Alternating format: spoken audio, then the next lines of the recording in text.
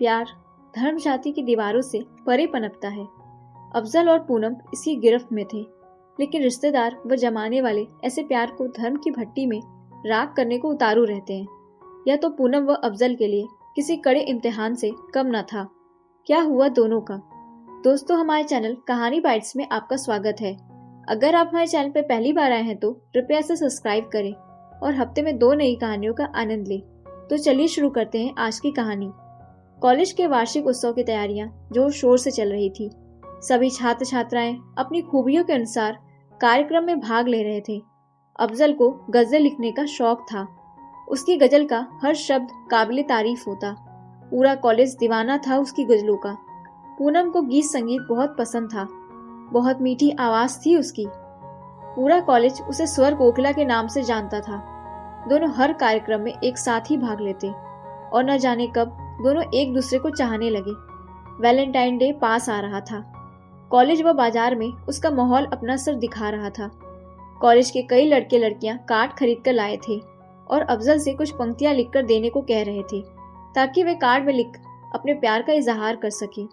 वहीं कुछ लोगों ने वैलेंटाइन डे पर लाल गुलाब का गुलदस्ता बनवाया था।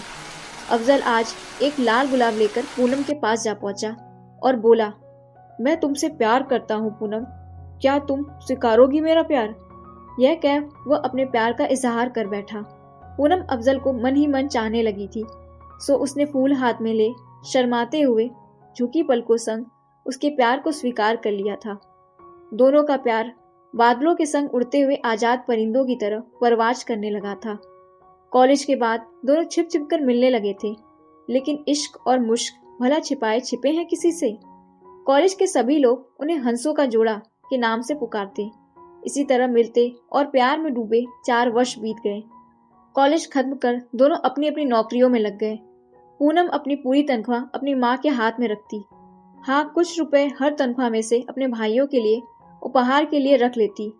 अब पूनम के घर में उसके विवाह के लिए चर्चा होने लगी थी और वह बहुत चिंतित हो गई थी। आज पूनम जब अफजल से मिली, कहने लगी, अफजल, मेरे माता पिता मेरी शादी की बात कर रहे हैं और मुझे नहीं लगता कि वे हमारे प्यार को स्वीकारेंगे।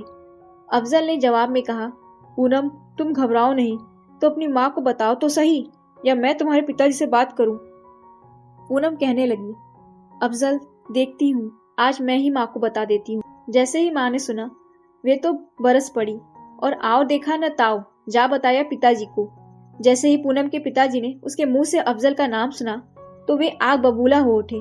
माँ तो कोसने लगी, कहा था लड़की को इतना छूट मत दो, अब पोत रही है ना हमारे मुंह पर कालिक, क्या फायदा इसको पढ़ाने लिखाने का? रात दिन इसकी चिंता लगी रही।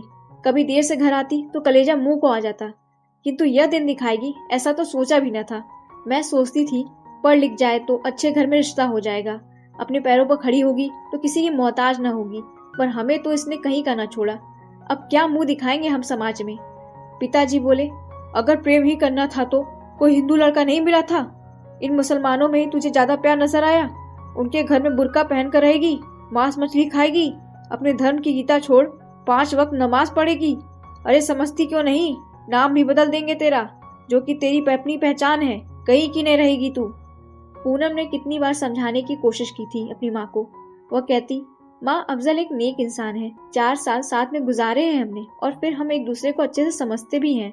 ऐसे में तुम क्यों खिलाफ हो उसके? उसकी जगह किसी हिंदू लड़की से शादी कर लूं और हमारे विचार ही आपस में न मेल खाएं तो शादी का क्या फायदा माँ? शादी तो 2 इंसानों का मिलन होता है, उसमें धर्म की दीवार क्यों माँ? क्या तुम पिताजी के साथ खुश हो माँ? जैसे तैसे अपनी जिंदगी की घाड़ी घसीट ही तो रहे हैं आप लोग। इतना सुन माँ ने उसके गाल पर एक जोरदार तमाचा जड़ दिया। बेशर्म, जबान लड़ाती है, इतनी अंधी हो गई है उस मुसलमान के प्यार में। उसके घर में तो धर्म का बोला बाला था, कोई इसकी बात समझना तो दूर की बात, सुनने के लिए भी तैयार न था। इसी कारण उन दोनों ने कोर्ट मैरिज करने का फैसला किया और कोई चारा भी न था। शादी के बाद जब वे दोनों पूनम के घर आशीर्वाद लेने आए तो उसके पिता कहने लगे, हमारी छूट व प्यार का गलत फायदा उठाया है तुमने।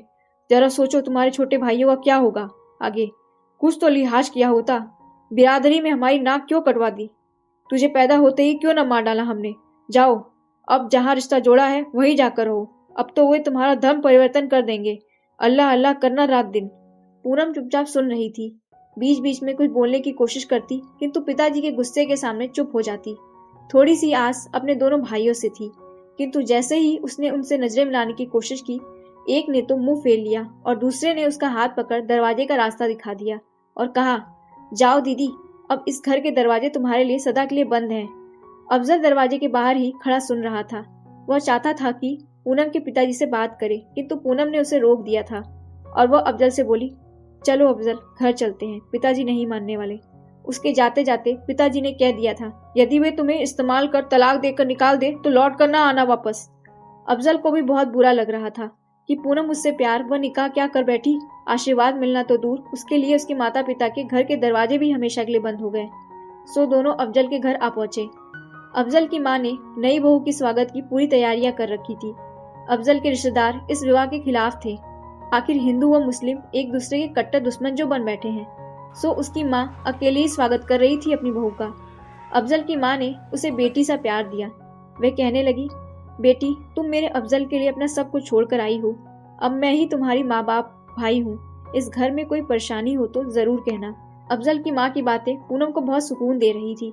कहाँ तो एक तरफ उसके अपने घर वाले उसे कोस रहे थे, और जब से उसकी वो अफजल की बात उन्हें मालूम हुई, एक दिन भी वह चैन की नींद न सो पाई थी और न ही एक भी निवाला सुकून से खाया था। ऐसा मालूम होता था जैसे बरसों से भूखी हो, वह थकी हो। 2 दिनों बाद हनीमून के लिए मसूरी घूमने को गए। वहां की वादियों में दोनों रम जाना चाहते थे, लेकिन वहां भी पूनम को अपने माता पिता की बातें याद आती रहती। खैर 15 दिन पूरे हुए, हनीमून खत्म हुआ। अब अफजल व पूनम दोनों को दफ्तर जाना था। अफजल की माँ पूनम को सगी बेटी सा प्यार दे रही थी।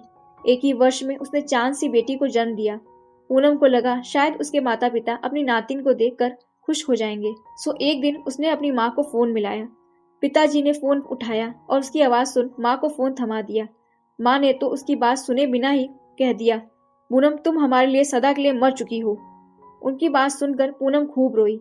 उस दिन पूनम ने मन ही मन अपने माता पिता से सदा के लिए रिश्ता तोड़ लिया था। पूनम अपनी सास के साथ पूरी तरह हिल मिल गई थी।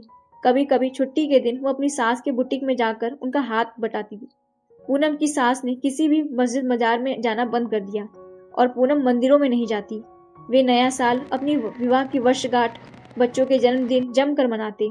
ईद के दिन रिश्तेदारों के यहाँ खाना खाते और दिवाली होली पर सबको घर पर खाने पे बुलाते। जो मुस्लिम रिश्तेदार पहले नाराज थे, धीरे धीरे घुल मिल गए। ऐसे चलते पूरे 7 वर्ष बीत गए। अब सास का शरीर भी जवाब देने लगा था, सो बुटीक कम ही संभालती थी, लेकिन पूनम उनका पूरा सहारा बन गई थी। बुटीक को चलाने में बार बार सास कहती, अब तो शरीर साथ देता नहीं, लगता है बुटीक बंद ही करना पड़ेगा, और वो बहुत दुखी हो जाती। पूनम उनके दुख को समझती थी। काम के चलते अफजल 1 वर्ष के लिए अमेरिका चले गए। तभी अचानक एक दिन पूनम के भाई का फोन आया। पूनम बहुत खुश हो गई और कहने लगी, माँ कैसी हैं? उसके भाई ने उससे बहुत प्यार से बात की। पूनम का मीठा रूप देख अगले दिन माँ का भी फोन आया। पूनम तो मानो चहक उठी। कैसी हो माँ तुम सब? पिताजी कैसे हैं?